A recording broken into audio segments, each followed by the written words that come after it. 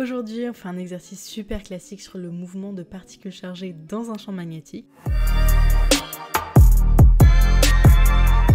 Si tu veux chercher l'exercice, je t'invite à mettre la vidéo sur pause et à la reprendre dès que tu voudras avoir la correction. Donc l'exercice, l'objectif c'est de déterminer la trajectoire d'une particule de charge Q et de masse M dans un champ magnétique qui est uniforme. On demande quelle est la pulsation cyclotronique et quel est le rayon du cercle. C'est un exercice qui est vraiment fondamental. Je vois souvent des élèves qui se trompent dessus en colle parce que c'est un exercice qui demande pas mal de technicité. Il faut garder en tête que c'est quelque chose qui tombe souvent dans les questions des écrits. Donc ça peut être la première question d'une partie ou même un peu plus. Elle n'est pas toujours guidée parce que c'est quelque chose qui est à votre programme et ça demande de prendre un peu d'autonomie. Donc on y va. Ici, ce qu'on fait, c'est qu'on prend ce système d'axes, X vers la droite, Y vers le haut. Je prends une particule de charge Q de masse M, qui a une vitesse V0 selon X. Alors évidemment, je peux changer les axes en conséquence, ou je peux rajouter un angle, peu importe. Z qui vient vers moi et B qui vient vers moi également. La première chose à faire, c'est qu'on néglige le poids dans tous les problèmes de particules chargées. Dans certains écrits de concours, on vous demande de montrer pourquoi on néglige le poids. Dans ces cas-là, il suffit de prendre un champ magnétique, un champ électrique caractéristique, le poids caractéristique pour des particules, et vous montrer que le poids est négligeable de beaucoup d'ordres de grandeur devant la force électrique ou magnétique.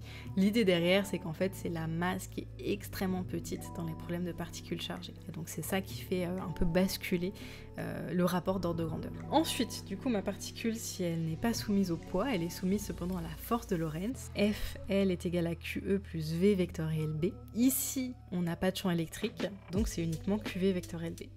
Je fais le principe fondamental de la dynamique, j'ai m dv sur dt qui est égal à QV vectoriel B. Je mets ça sous forme vectorielle, donc ça donne Q x.y.z.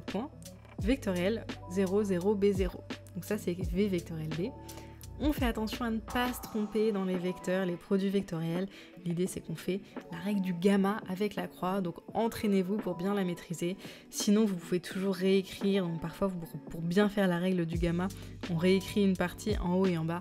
Faites comme vous voulez, mais vraiment attention aux produits vectoriels. Je fais un système et du coup ça me donne mx seconde est égal à qy point B0, my seconde est égal à moins q B0 x point, et mz seconde est égal à 0. Donc la vitesse est constante selon z.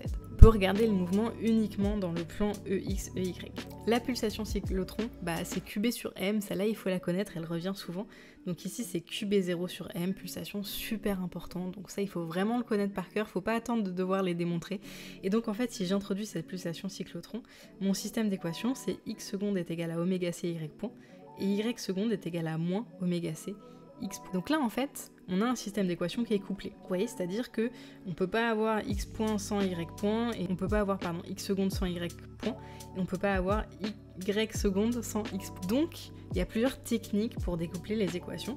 Donc là je vous donne les techniques générales, vraiment c'est super utile à connaître, parce que vous avez souvent besoin de découpler les équations dès que ça s'éloigne un peu du cadre classique des cours, des équations que vous connaissez. Ça vous arrive souvent de tomber sur des équations qui ont un peu cette tête-là. Donc première chose, c'est qu'on peut essayer des combinaisons linéaires des équations. On peut essayer de faire 1 plus 2, 1 moins 2, des choses comme ça.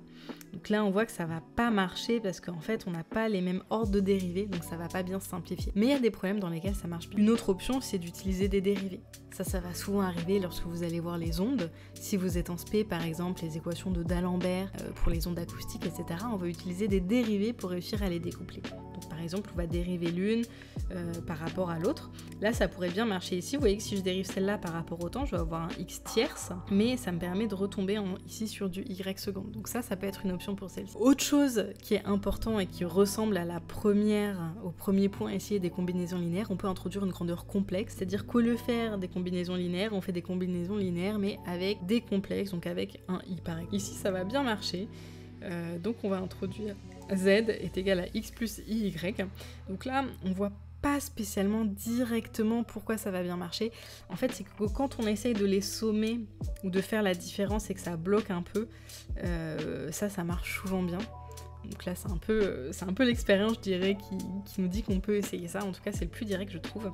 Et donc, si j'écris ça comme ça, l'avantage, c'est qu'en fait, je vais combiner mes équations. Donc, je vais avoir z seconde est égal à moins i oméga c z point. Et donc ça, c'est très pratique. Donc, j'ai fait 1 plus i2. Et donc c'est très pratique parce que ça c'est une équation du premier ordre, donc je peux la résoudre, donc c'est pour ça que c'est pratique les complexes. Donc ça me donne z point de t qui est égal à z point de 0 fois e moins i oméga ct.